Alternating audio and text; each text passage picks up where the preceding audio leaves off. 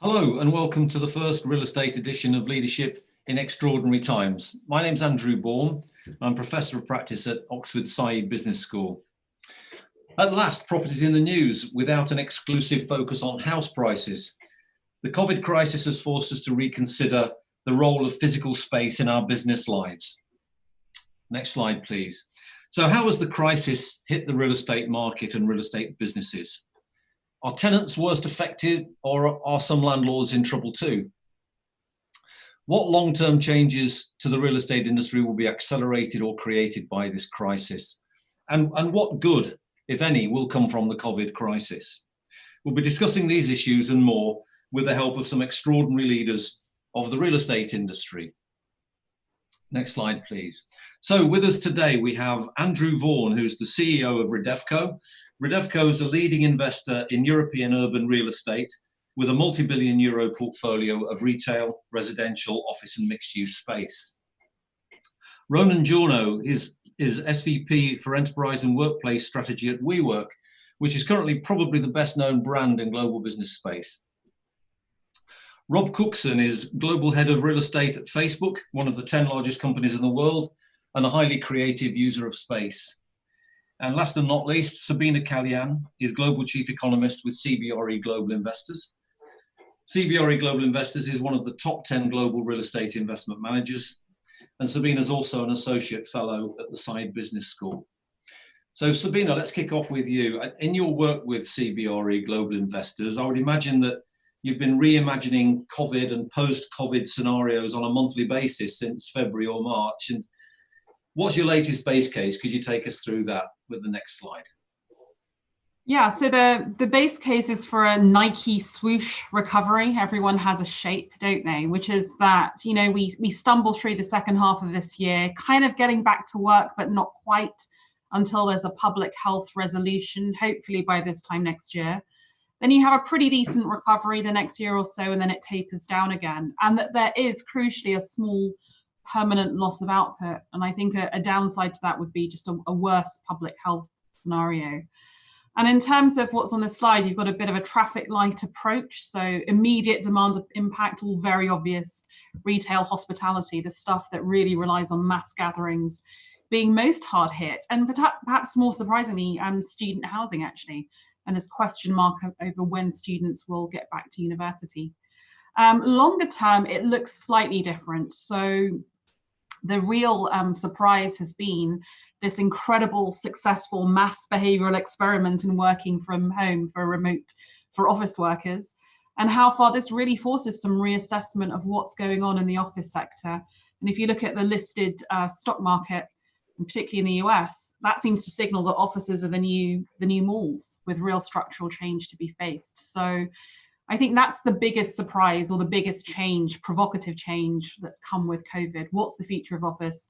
And to a certain extent, student housing, senior living, but that's where our focus is in terms of research.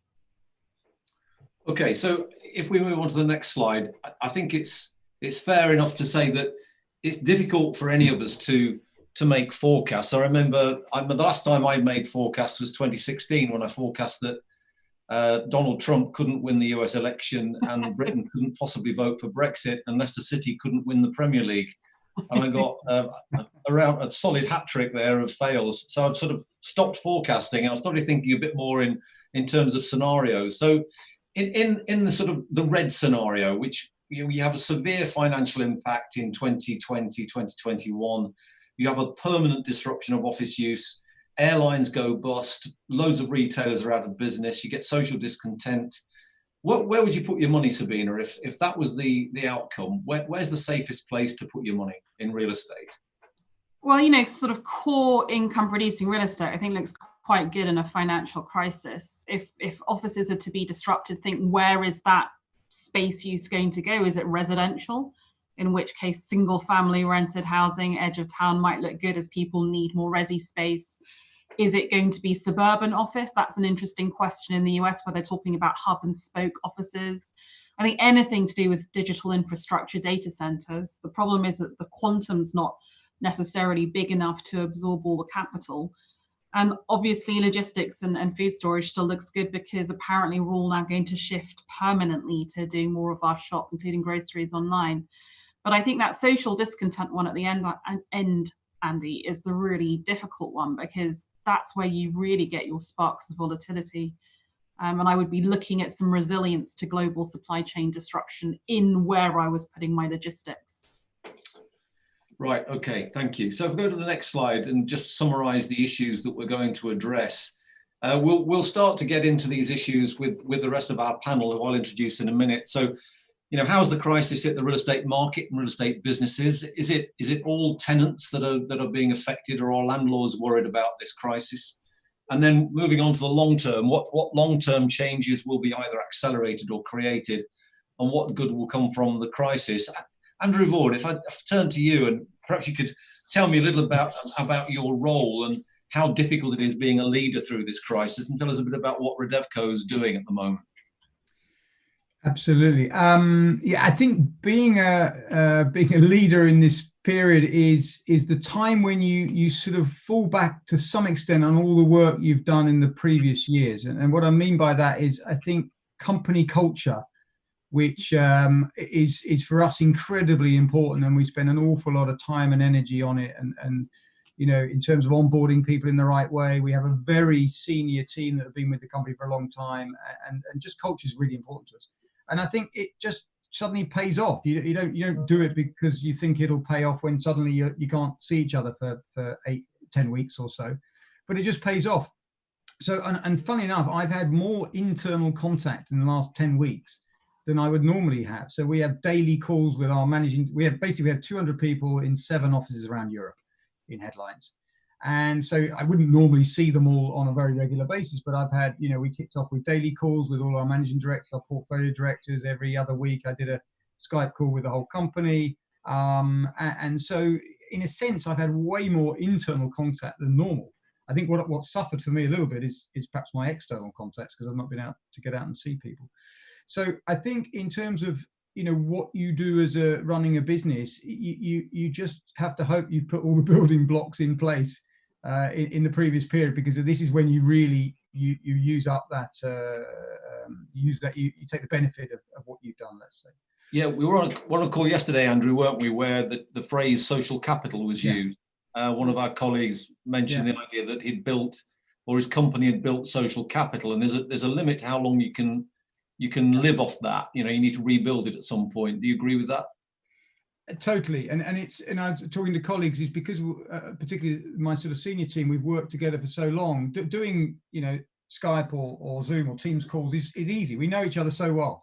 But as that goes on, you bring new people into the business. You've got some younger people maybe, or whatever age, that haven't been in the company that long, and it's harder to sort of really bring them in. And so it works for a crisis, but I don't think any of us want this to go on forever. But for sure, we'll change some of our working practices, and I think we'll probably come on to that later. But for one eye, as you know, I live in Hampshire in the UK, and I work in Amsterdam. So I reckon I've saved about 15 hours a week in the last 10 weeks. So, but that's another topic.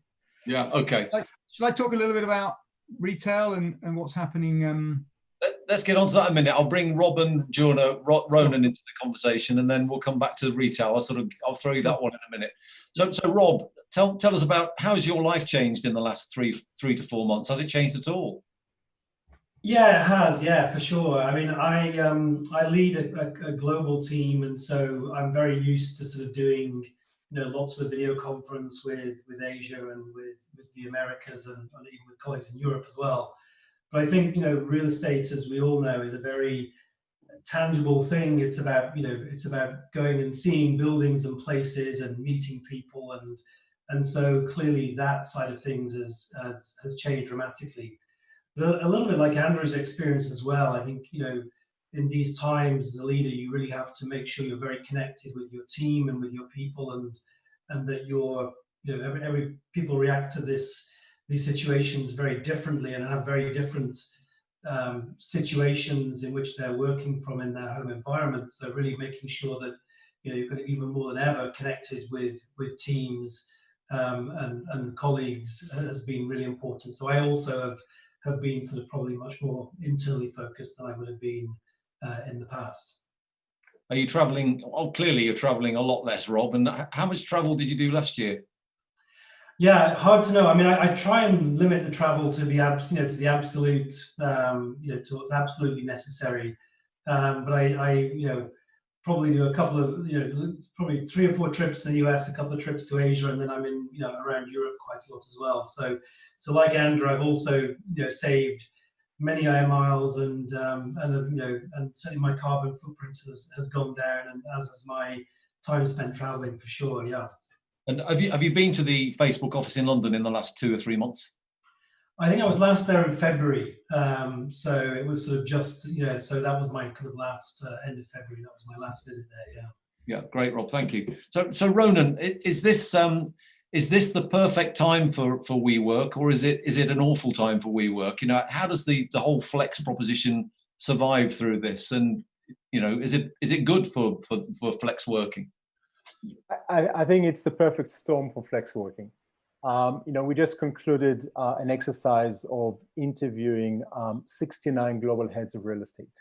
So one-on-one over the past 4 weeks.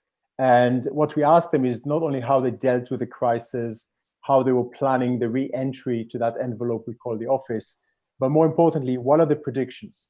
What are the ramifications once we get through the transition, 12 months out, 18 months out? And how do they view the whole world of work and enabling the workforce? And they unanimously, everyone has said we're going to accelerate, the way we embrace flex. We are going to continue to optimize our portfolios where we already started to do it. But what we're going to do is leverage data to offer employees greater choice. Because I think the biggest change management that we've ever experienced has just happened. And mindsets at board level have shifted. Entire companies have been virtualized. And now they say, do we want to go back to the old world, or do we want to go back to a new norm where people are trusted to work anytime, anywhere, any place, and given far greater choice? And with that, you just made a comment, Rob, travel a lot less, commute a lot less, and have the choice. When do you work from home? When do you work from a third place that is flex? Could be local, you cycle there, or you could go into the city center, but opt to go into any one of the operators. So I think it's a perfect storm. There are a lot of unknowns, and the unknown is how long will this transition take, and how much people will overcome the fear of using public transportation, and what will be the impact of the high unemployment that we see in the major countries. But I do believe, I'm an optimist. I think this will be the perfect storm, and time will tell.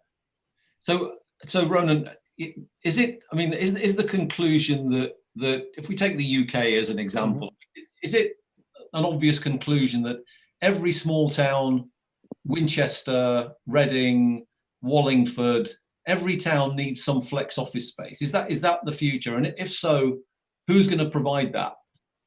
Yeah, so excellent question. I have a strong belief that the answer will be yes. And I think we're already beginning to see it. I attended a roundtable last week where we had some operators from Brighton and Cardiff, all sorts of places where perhaps WeWork is not there yet and others are not there in scale. So I do think that we will see mushrooming of small operators across the country. I will also see, I think, the reuse of existing spaces, perhaps old pubs, perhaps churches, other spaces that have been literally dying because nobody has been using those commuter towns. And I think it would be hopefully a regeneration of these local communities and local economies, because people will make choices. If I can work from my local village 2 days a week, why commute into London, right? Or why commute into Manchester? Now, I think it will take time. Hopefully in the next 24 months, we will witness that. But we're continuing to grow as a business across the UK. There's a lot of press about our assessment of the portfolio, but we're going to continue and grow where it makes sense. Right. I mean, if there are any students or budding entrepreneurs listening to this, there's a business idea right there. And how do you scale a sort of a local co-working operation? What's your revenue model, and how do you make this work? Because the demand side is certainly going to be there, isn't it? So, Sabina, is it therefore unavoidable to sort of project a decline in the demand for office space? I mean, if people are going to be working from home some of the time, that means that offices are going to be less occupied. Is that going to come through in the economics of rent, or don't you see that happening? It depends what the office is for. So if the office, 10 years ago was for routine work, using technology you didn't have in your home, back in the days when not everyone had a PC or a fax machine, back even further, then for sure you can look at one of those densification charts and see them getting more and more packed in. And now maybe, that is a lack of demand for office because we're doing through 2 or 3 days at home. But if you reinvent the office as somewhere where you create and transmit corporate values and where you have amazing collaborative spaces and meeting spaces for your clients, yes, you might need less of that routine space, the cubicles, the open plan office space, but you might need more of the space that provides what offices now have as their USP, because the USP of an office is not giving me a desk with a computer and an internet connection anymore. So we're doing a lot of work right now with CBRE EA on scenario testing, which city centres are maybe more at risk for losing office demand because they are more catering to tech companies and people who can more easily work remotely. And what that those two offsetting impacts of maybe a halt to that densification drive, but more working from home mean. And it's really exciting because I feel that this really is an existential rethinking of what the office is for. And it doesn't necessarily mean less demand for me, but it certainly means different demand, and therefore developers meeting that change demand. And a lot of the current office stock may be being functionally obsolescent because it's just too expensive to retrofit. So Rob, as a procurer of office space, I've got to turn to you now. I mean, how do you see this working? Do you see Facebook's, if assuming whatever your growth strategy is for number of employees, do you see your space per employee increasing, reducing? I mean, do you see your office space being empty on a Friday? And if so, what are you going to do with it? What's your strategy here? Yeah, I mean, we announced in May, Mark announced in May, a long-term commitment to remote working. And so, yes, I do see more of our staff in terms of, I do see more of our staff working remotely. As pre-COVID, the vast majority of our workforce would come into the office and have a desk in the office. Actually, I think it's really exciting because I think, as a number of us have said, over time there'll be more choice as to where people can live and work, and that will, help grow and diversify the workforce, particularly accessing remote talent pools and more diverse talent pools as well. And actually, from our perspective, our platforms and like Workplace and our devices like Portal and Oculus were actually built for situations like this, where where economic opportunity doesn't depend purely on geography. But that said, I think it is at least from my perspective, way too early to speculate about the implications for our office footprint. On the one hand, logically, yes, we'll need fewer desks if more people work remotely. But I think there are a number of factors at play for us. We will be taking a pretty measured approach to our long-term real estate planning. And to what Sabrina said, we're really thinking through the role that the office will play in the future. Clearly, for those that are 100% in the office, those that work remotely, and potentially for those that work more flexibly. Might maybe throw in a challenge. So how far do we think this idea of working on your local high street changes if the arbitrage that a lot of us enjoy is eradicated? So a lot of us work in a city, live in a more rural or suburban environment because it's cheaper, get a city wage and a rural housing cost. If employers realize they can not only just outsource the property cost, but also pay you less, does that change that willingness to work from the high street? So Sabrina, maybe I can chime in on that specific point. In these conversations, we spoke to a number of the big investment banks who, because of COVID, have almost had to witness how regulations have been put on pause. They have thousands of people trading from their bedrooms.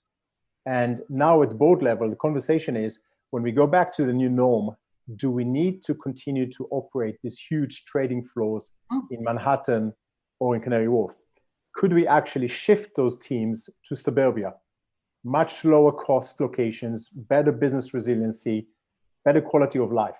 And in a way, over time, perhaps lower salaries. So, the giants are thinking through it, and the giants are challenging themselves as to what the new norm, and we're talking probably 12 to 36 months out, what the new norm would look like. And this is to aspects of office environment that we never thought would be touched, right? An investment bank trading floor. So I think we will see correction. I think we'll see change. But I think the most fundamental, as Rob said, it's back to the human. It's going to become much more of a human-centric conversation. What does it take to offer people the right work-life integration and choice? And then how do we support that from a physical environment and technological environment, perspective? Okay, I think that's sort of set a couple of challenges going. I'm going to turn to you in a minute, Andrew, to talk about retail and the high street and switch on to that. But I think we've got this issue to come back to, which is the future of the urban centre and the extent to which we see cities continue to densify, or alternatively suburbanize, and centrifugal and centripetal forces, now they're going to work. So we'll come back to that, Ronan and Rob, and see how it works, Sabina. So Andrew, I've got a question come in. Before the crisis, the average UK high street was in terrible decline. Will we see a rethink of the high street with a mix of social, retail and residential? And who's going to drive this change? Well, the obvious answer is I really hope so, because it was needed before, and it's going to be needed even more afterwards. And I think, in very simple terms, we've believed for many, many years that there's way too much retail space, and I'm talking across Europe, but even in the UK, it's even more acute. There's too much retail space, but there is an acute shortage of good residential space. So it shouldn't take a genius to work out what needs to happen. And I think I agree with the point that Ronan made earlier, or perhaps Sabina, but local serviced offices, and so I live in Winchester. You mentioned it. A couple of thousand people a day commute from Winchester. If just 5 or 10% of those decide to work from home, you've already got a pretty decent population sitting there that can save themselves 3.5 hour round trip, and that's another use that can be brought into city centres. So I think there are so many more uses that can come into the city centre that maybe haven't been there or well represented. But the trouble is, the biggest problem, and the reason that people ended up investing in shopping centres, is one person typically doesn't control the high street. So it needs a collaborative effort. And there aren't many high streets where that happens. There are some in the bigger, in the West End of London and so on, but business improvement districts. But it doesn't happen generally on a smaller scale. So I think the obvious answer is yes, of course, it will be hit very hard. I think a lot of high streets will be hit even harder. But there's a clear demand for alternative uses. It just needs a bit of creativity. It needs the planners on side, and it needs obviously land owners and building owners to be prepared to invest in their assets. You got me a bit worried a minute ago when you said that if there are 2,000 people commuting every day from Winchester to London, and if 10% of them start to work from home, what happens to the economics of running the railway? You might start to see a vicious circle where the railway service gets cut because it's not as profitable. I mean, all the money is made, isn't it, at peak service? Yeah, but actually, if you talk to the people that do it, and I don't do it daily, as I said, I typically fly to Amsterdam, not daily, but for the week. But for the people that do it daily, it's a pretty unpleasant experience, to be honest. You often have to stand for an hour and so on. So actually, and I'm sure you'll come onto it, what's going to happen to the big cities if less people go into them? What I've got a view on that. But I think actually that they might just need to run less trains, and it might be, dare I say it, a slightly more pleasant experience. Yeah. Now there's a thought. Better for the environment. Yeah. So just switching on to the landlord-tenant issue. So a lot of the press, the BBC included, have been all over the impact on tenants, and there are many businesses out there that are in real trouble, and they are doing their absolute best and trying to trade through this, or not able to trade through this. But what about landlords? Are landlords just rich people who can afford to miss their rent collection, or is it more complex than that? Well, I'm the landlord. Andrew and I are the landlords, aren't we? Sabina, Andrew, put you under less pressure. Let's switch to Sabina, who represents a more broad base of owners. And you know, the vast majority of capital that we represent is pensions, and it's my parents, right? It's normal people, doctors, nurses who've retired, teachers, public sector workers who rely on that income, and they don't want a raise to return, they just want something reliable. So yeah, what has been really fascinating to me in this crisis has been the absolute political protection of the tenant at the expense of the landlord, compared to the last time, say the 70s crisis, when with hyperinflation, all the protection, certainly in the UK, in terms of new legislation, was to protect the landlord and the income that we then gave out to our underlying investors. So that has been a complete change.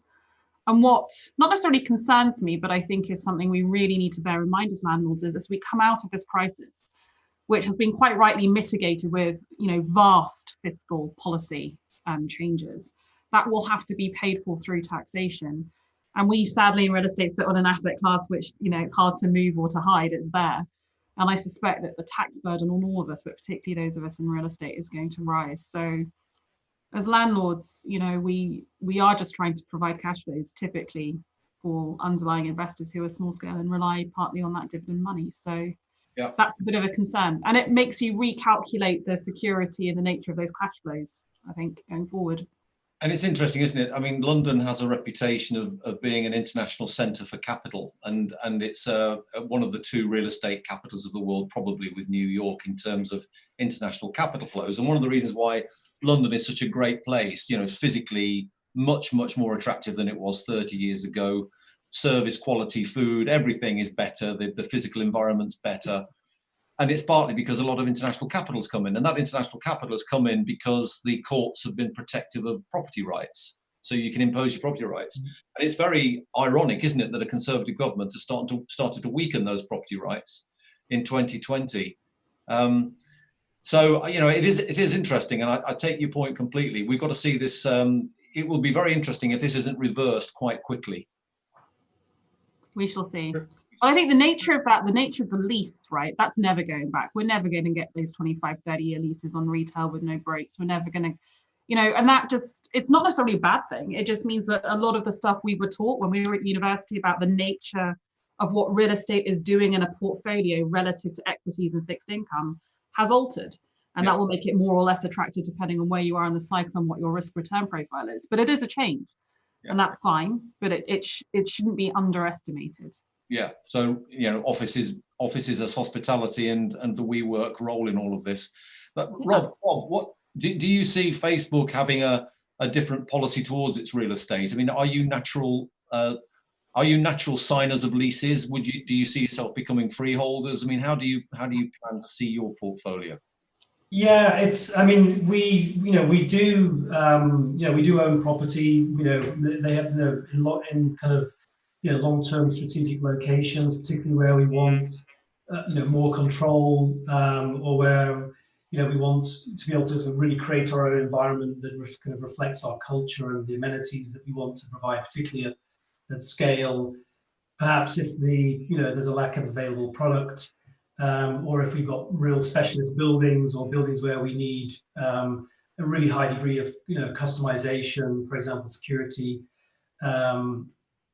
And sometimes opportunistically as well. You know, sometimes we just have great opportunities where in strategic locations for us where we will, you know, buy property and you know, either partner or develop ourselves.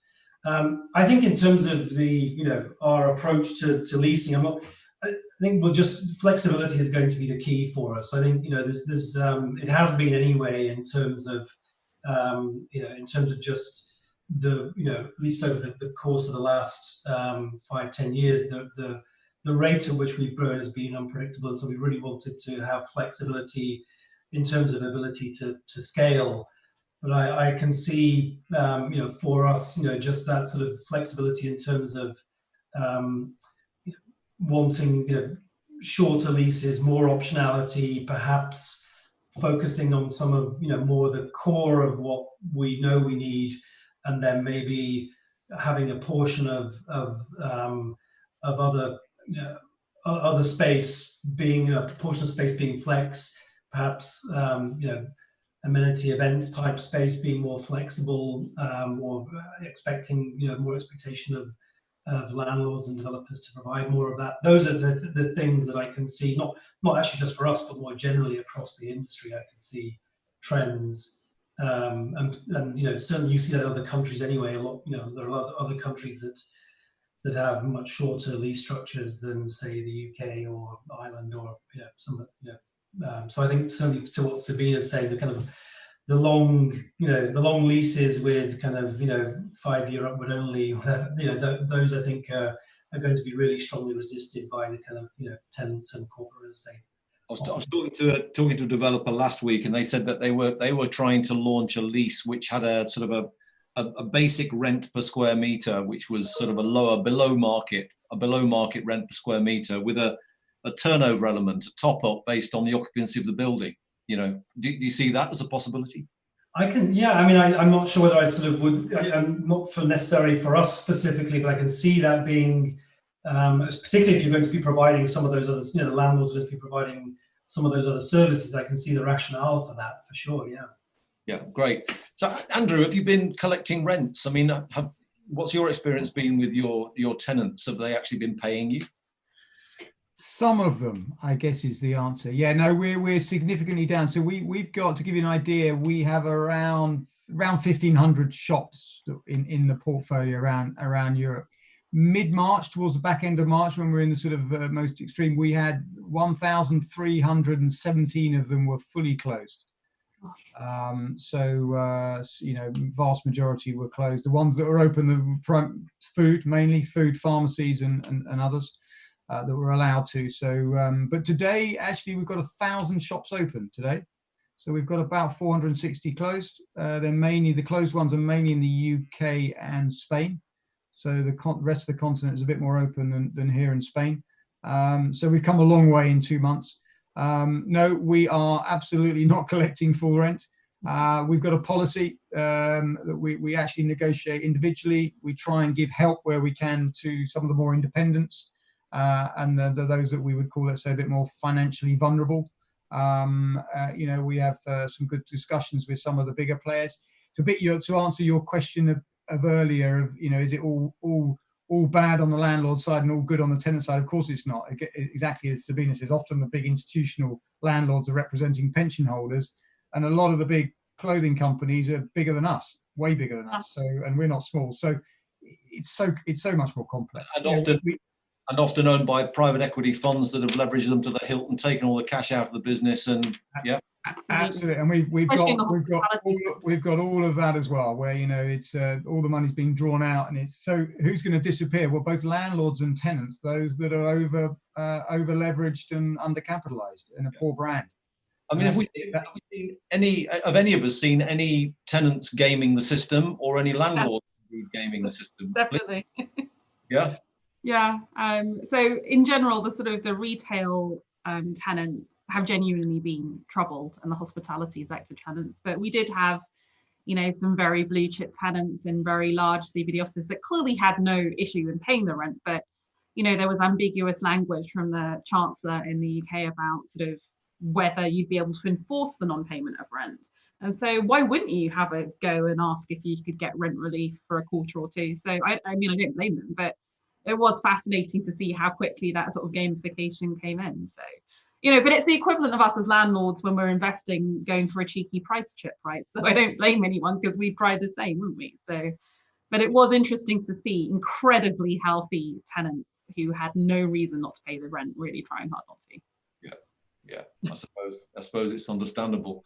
And no doubt stories will emerge of landlords who behaved unreasonably towards genuinely weak tenants. And big tenants who behaved unreasonably towards socially responsible landlords who are looking after the pensions of old people, as you said. We've got a few more questions coming in. We're still going to come back to this question about the future of the city and the suburbanisation issue, and that's kind of relevant for all of us, I think. But question here that's coming: what's the knock-on impact on domestic housing and house prices if people are working remotely and avoid travel to metropolitan areas? Are we sitting on a further price crash in the centre of London? It's quite interesting that the statistics before this were that the biggest increase in commuting in the UK was apparently from Northumberland, North Devon and North Wales. So that the pattern had become established that people were travelling a very, very long way on a Monday and sort of camping for a couple of nights and then going back home on a Thursday. So is there a sort of an impending price crash in London because people are just going to get out of the city? I suppose we're inevitably going to go into this urbanisation argument. I mean, the youngsters aren't going to leave, are they? Because they want everything that London provides, which is other people to meet, social opportunities. But I actually think, if anything, the chance of the price correction is more in places where I live, right? So places in Surrey, Hampshire, the sort of home counties, where if the salaries adjust to what should be a non-London lifestyle, there are lots of places in England where the house prices are inflated by city salaries. And if you look at the underlying land value, like there's no reason, unless you're next to a football training ground, for them to be that high. So I suspect they're more vulnerable ultimately. I mean, I think there's one thing that, Rob, you'll know this well, but there's a big difference, isn't there, between white-haired academics sitting in the home counties in the Thames Valley and the attitude of a 25-year-old who's just got his first job following a master's degree. You know, I would imagine your staff are pretty keen to get back to work in London, aren't they? Yeah, I think it's varied, but yeah, I think there's certainly a lot of the attractions for the big cities. We have big tech hubs in Seattle, New York, London, and certainly a lot of the big attractions with those is just that, particularly for younger generations, as Sabina was mentioning, is to be part of that sort of hub and part of that active, busy urban life. So yeah, I can absolutely see that. Could we expect to see a Facebook office in Newcastle within the next 10 years, or Birmingham, or? Yeah, that remains to be seen. I'm not sure that's it's probably too early for that. I think one of the things we are looking at is remote workers, and where this is going to be focused on the US. And I think Mark has mentioned this, that there are certain locations in the US where there may be sort of future hubs, as it were, but what form exactly that takes, I'm not necessarily sure. It's going to be places where people go to work, but maybe it's places where people go to to kind of collaborate and create and so forth. But as I said, it's early days on that yet, and so we need to do some more work on that. But there's no immediate plans for offices in those remote locations right now. Okay. I'm sure people in Birmingham would object to being called a remote location with HS2. Who knows? Tell us, switching onto a bit of a cul-de-sac. I mean, what about data centers? I mean, presumably your appetite for these is growing all the time, and this must be a sort of a challenge for you to build more of these data centers. Yeah, data centers for sure. It is. I think we do a lot of work and planning around location of data centers, and our appetite is growing for them. We have an aggressive program. I don't see that really, necessarily slowing up either. So, yeah, I'm not sure. And I think, and obviously the location, criteria are very different from our kind of office portfolio. Okay. Great. Okay, so let's switch on to the suburbanization issue then. Ronan, what is your belief? You're an optimist and I suspect an idealist as well. So what do you think should happen, and what do you think will happen? So I think this is a fascinating conversation. If we go back in time and just go back to the terrorism attacks in New York, London, Madrid. There was a lot of debate at the time. Are we going to see, the migration of people out of city centers to suburbia, to the countryside, because it's become such a hotspot for terrorism, and history has actually proven us wrong, right? We've seen London as a very vibrant place that people want to come and work and play and socialize and learn. We've seen this in every major city, and that's very much has been also the focus of WeWork. That's how the portfolio has been built over the last 5 years. But with that, what have we seen in the big cities? We've seen, the cost of housing going through the roof, and especially when we have over 50% of the workforce being, youngsters, millennials. that has become a problem. People having to share houses, people having to live in co-living just in order to have this job in Facebook, for example. So hopefully, whatever correction we see in the new norm, I don't think it's the end of the city. I think the cities will continue to be vibrant, and I think everybody will go back to the heart of every city, but perhaps in a more measured way. Perhaps it will be 2 days a week or 3 days a week, and the local villages and local towns will thrive on the back of that. And hopefully, as Sabina said, there might be some correction in house prices, which is not such a bad idea. I think Andrew made a great point about commute. You know, if you have a few less people traveling by train, it will be less dense. So hopefully the quality of that commute will go up. So the optimist in me says, you know, this correction is good. It's good for humanity. It's going to be giving us a better work-life experience, hopefully. But it's going to go through some bumps, right? I think we're all very conscious of that. It's going to take time before we see the new norm. Can I add to that, Andrew? Sure, please. Yeah, so I fully agree. Actually, my theory, so as I mentioned earlier, I'm based in Amsterdam. I'm there pretty much every week. And I stay over just at a hotel. So, and I've been doing that for like 13 years. And I've witnessed my Amsterdam colleagues complaining about the sort of overheating market in Amsterdam. You know, they complain about all the tourists, they complain about all the Airbnb, they complain about you know, just too many people, and it's driven out the Amsterdammers. And it's such a livable city. It's such a great city to live in, that I think actually, so I fully agree. I think actually the bit of the heat might come out of the big cities. You know, a bit less people in there, and a bit less people on the tube and the trains, and the restaurants are maybe not all full, so that there might be a bit of a knock-on impact on, you know, asset values and footfall and rents and all that stuff. But actually, I think in the end, these cities might just benefit from being just a little bit more livable. I mean, I lived in London for 25 years. I absolutely loved it. I left about 15 years ago. I now live in a very small place relatively, but I actually quite like it because it's just a bit more livable. And I think actually some of the big cities could benefit from that. A huge macroeconomic impact there, isn't there? If you take sort of 10% of activity out of the big major capital cities and move it to suburban or rural cities where, you know, that activity generates less wealth just because it's cheaper, it does imply a difference in how your economy is constructed in some good ways, lessens the dependence on the big cities, but it is ultimately, just to be provocative, a loss of wealth, isn't it? Well, not necessarily. If you think about it, if you work for a big corporate in London, and you live out where I live, or maybe where you live, and you're just going up to London 2 or 3 days a week rather than 5. You know, you're still contributing. You're working at home the rest of the time. You're still contributing to the productivity of that company, and you're creating as much. You're doing as much possible. Yeah, but the difference is that me not spending £7 on a Pret sandwich versus, you know, 2 to 3 quid on my homemade lunch. Like, I think we're all feeling that, right? Like our homemade supermarket shop now, we're all eating at home versus our eating out sort of bill. I think they're so minuscule, these changes, but I think they do have an impact if everyone does it.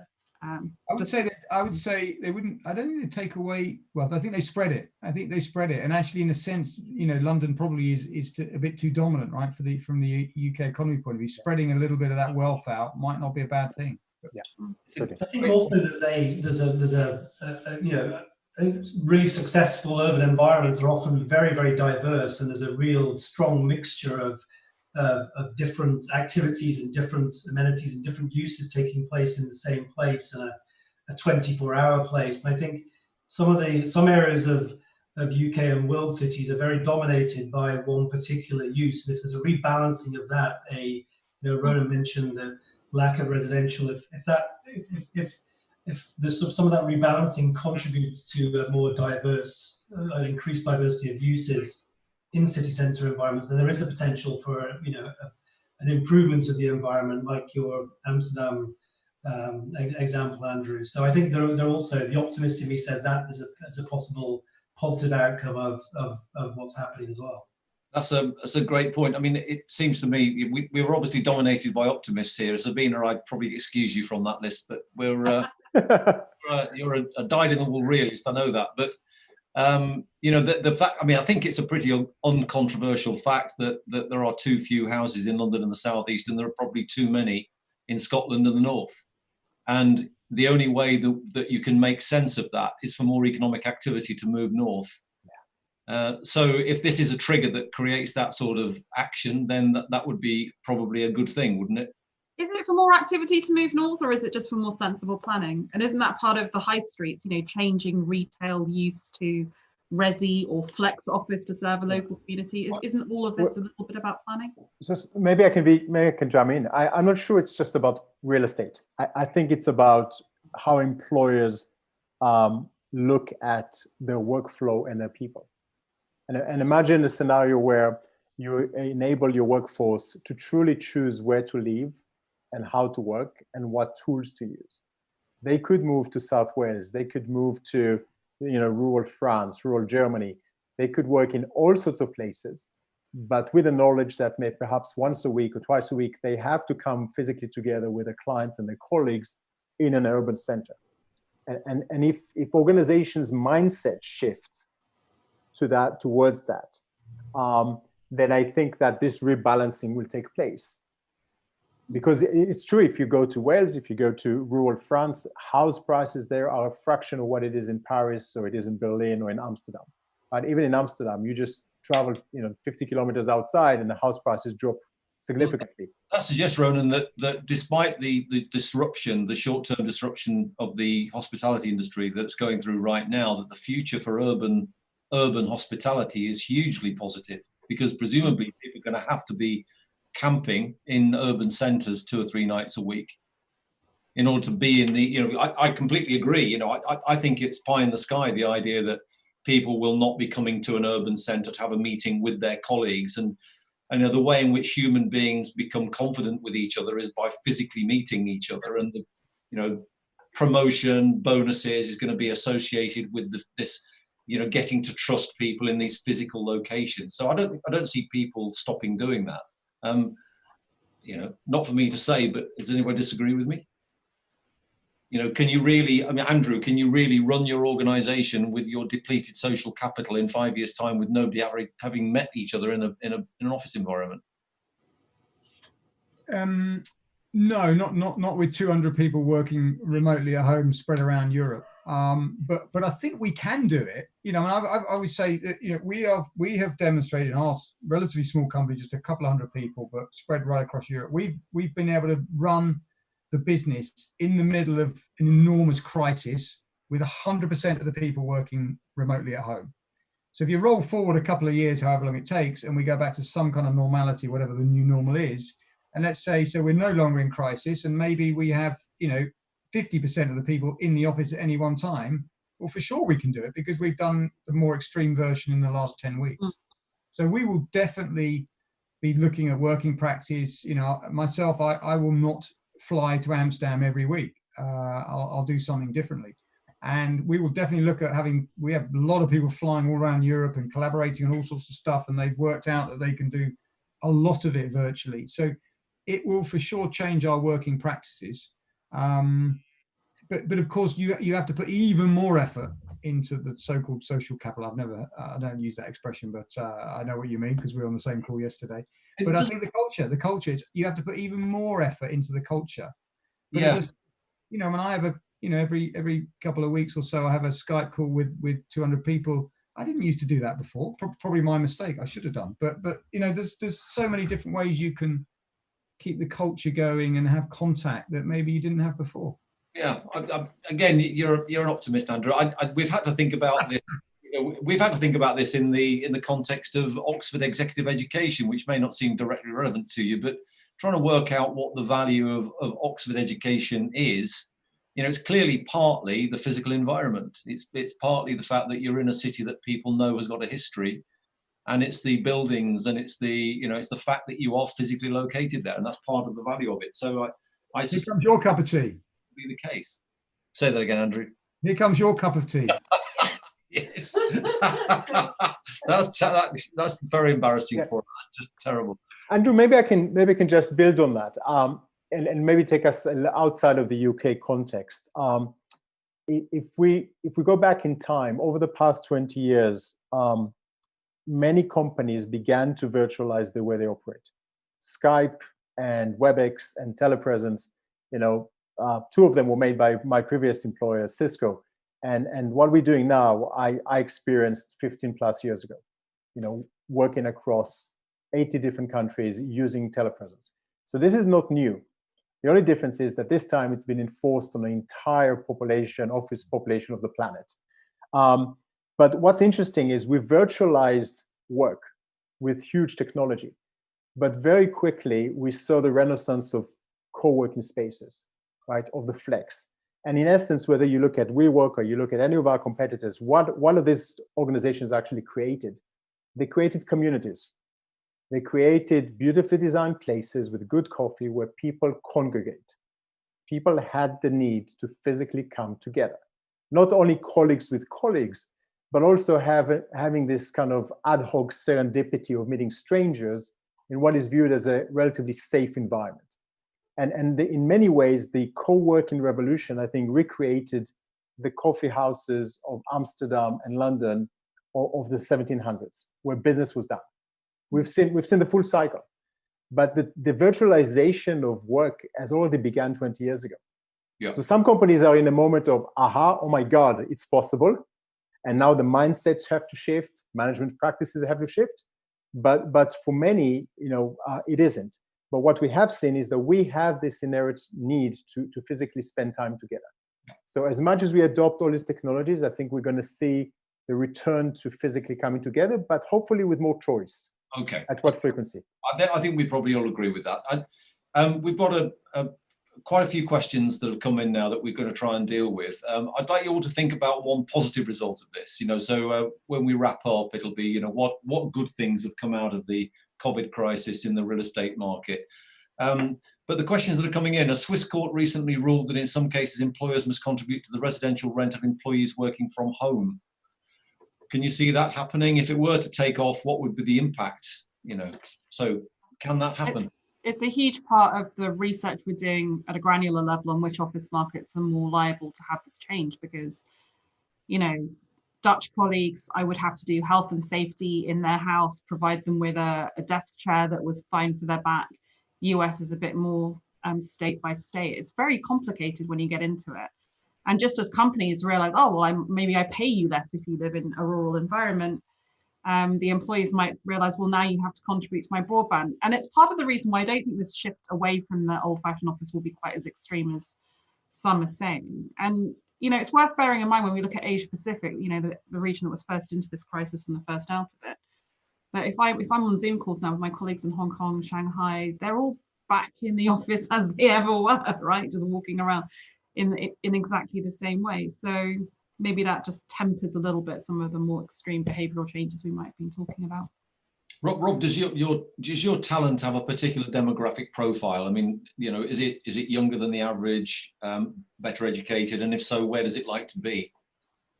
Yeah, I would just mention what also Sabrina was talking about there as well, because I think there are certainly certain parts of the world, like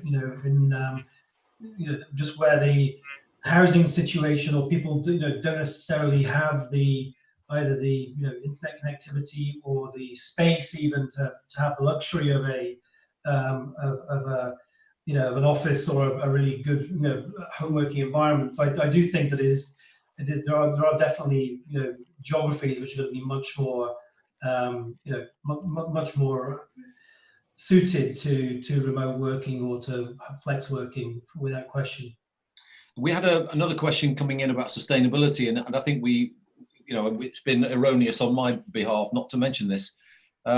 Before the COVID crisis, the big issues that were in my mind about real estate were all to do with energy efficiency, climate change, and social impact. And I think all of those things are still in stark relief here. So, number one, the concern about, are buildings sustainable enough?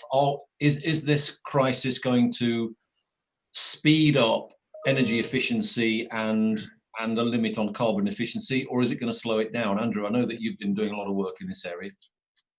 Yeah, and I can actually give you the answer to the question you're going to ask at the end is what's the winner out of all this, the current crisis. Right now, so far, I think just about the only winner has probably been the planet itself. So we had a travel awareness month in the company in February, pre-COVID, where we asked everybody to reduce their personal work carbon emissions by 50%. So I was taking trains everywhere. I was taking electric scooters rather than taxis, and people were getting electric bikes to come to work, and we did it.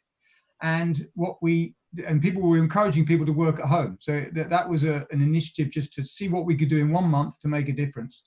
And then, of course, we all know what the last 2-3 months has been, something even more extreme. So I think we have to really I think the real challenge for us is and we're thinking about this now as a company, is how do we take forward some of the behavioural changes we've seen, as Ronan says, being forced on us, but we've seen those behavioural changes make a massive difference to our carbon footprint. How do we take that, balance that with encouraging economic development and protecting livelihoods, and yet still do the right thing for the planet? And I read one of my lockdown books. I read a great book called The Future We Choose. I'm not plugging a book. I've got no interest in it. I just read it. It was a really good book, and it was written by 2 people involved in writing the Paris Agreement, and they paint 2 pictures of the world in 2050, and one's obviously the dark picture of what if we don't do anything different, and the other one is a picture if we make some differences. And you know what? It could that more green picture, that nicer picture, could almost be has a lot of the characteristics of things we've talked about. More things being local, office being, they literally describe the office as the place you pop to once or twice a week, not 5 times a week. And it's quite an interesting scenario, a narrative where it paints a picture of a bit of what we've seen in the last, without the sort of loss of any external contact and not being able to go to a restaurant or a coffee shop. So, yeah, the big winner for me is the planet. And I think this is a massive moment to seize opportunity to do the right thing on sustainability. Massive opportunity. Ronan, your sort of good result of the COVID crisis. Yeah, so I'll answer that in a second. I think one thing around sustainability, without doubt, too many large occupiers are sitting on more space than they actually use. So if you want to do something good to the planet, is optimize your portfolio, right? Both in efficiency and effectiveness. Make sure that the show-up rate is high. Make sure that it's dense enough. My view of what I think once we get through the transition, I hope that I like to think that the future of work is now here, right? That it's becoming a lot more human-centric. It's going to be a lot more data-driven, not just anecdotal, and it's going to offer humans choice. Employers are going to have to trust their people a hell of a lot more. And well-being, health, and experience will be really at the top of the agenda of corporations. And I think that we will see, different business models supporting that demand, from traditional landlords, from co-working operators, perhaps the public sector. I think we're going to see different solutions to meet this new norm that hopefully we'll be entering into. This is a difficult question to throw at you right at the end here, but what about developing countries, and we'll come back to this if we get 1 minute at the end, but if you're in Brazil or India, is this going to give you some positive messages? Rob, your positive message for the what's come out of it that's good for you. Yeah, I totally agree with Andrew, actually, that the environmental impact and the sustainability benefits that we've seen, I think are kind of the big positive. I think also the fact that we're having these conversations about the future of work and the future of cities and the calling to question the way that we've done things is always positive. And I think finally, the kind of rate of kind of technology development to support what has been forced on us in this situation. I know we've produced some products in kind of really quick time to support remote working or support home working, and so I think that is also a big benefit to it. Yeah, great. Sabina, can you think of anything positive? Yeah, getting to a market clearing price and retail and some other sectors actually. I think all it's done is accelerate and exacerbate structural trends we were seeing, forced a bit of clarity. And frankly, the sooner we figure out what does survive and what are the new formats and crack on, the better it is for everyone. So okay, that's great. Great. And if you're in a developing market, would you see this as offering you some lessons for the way your city should work? More cycling. Absolutely. Absolutely. Get rid of traffic from those urban centres and replace them by bikes. That's a So Andrew, I think from the interviews that we conducted, what was the aha moment of many large occupiers is actually how, the survey responses from employees in India and China. And, originally before the crisis, many said, oh my God, we're really going to have trouble with employees having to work from home. And they surveyed the employees, and the feedback has been, yes, it was uncomfortable. Yes, it was not ideal. However, I saved hours a day of commute. If you think about India, the big centers and the campuses, if you think about China. So I think there is something there around redistribution of the physical environment and where the workforce sits, and really dealing with transportation. Yeah, okay. We're out of time, everybody. I'd like to thank you, Sabina, Rob, Ronan and Andrew for a really great hour. Thank you very much for contributing. Thanks everybody for listening in and watching this. And that's the end of the first real estate contribution to leadership in extraordinary times. Thank you, everybody. Thank you. Thank you. Thanks very much. Thank you.